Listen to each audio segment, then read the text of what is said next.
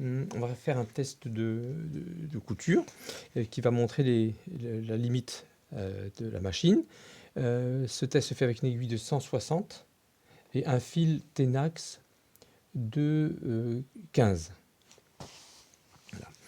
On va faire un test. Il s'agit là de Sunbrella, donc une toile imperméable, acrylique, et de 3 couches de sangle polyamide assez épaisse. Okay, pour un total de presque 9 mm, de 8,8, un peu plus que 8,5. Hein.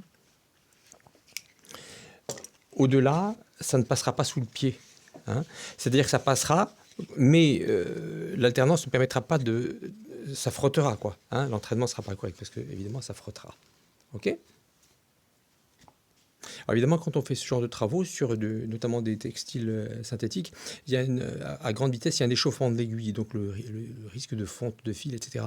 Donc voilà, dans des fortes épaisseurs, on essaie de piquer à une vitesse raisonnable. D'accord ?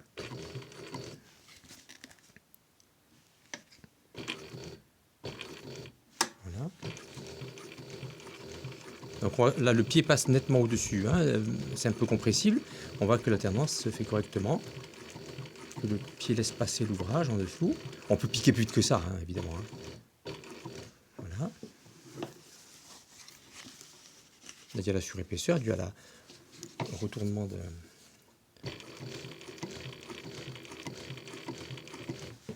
Hop.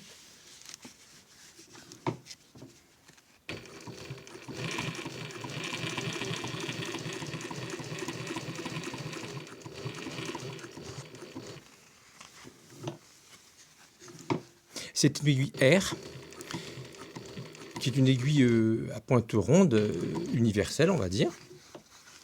Et pour ces travaux, on peut utiliser... Voilà. Hop.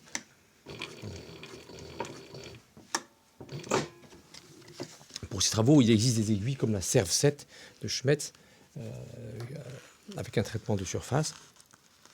Enfin, il existe des choses avec une pointe un petit peu moins ronde. Hein.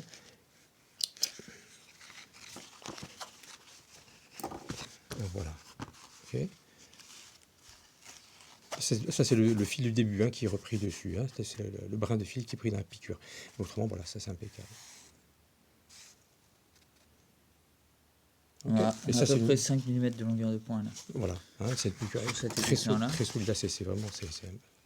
On bénéficie d'une longueur de point un peu supérieure sur du plus fin. Voilà.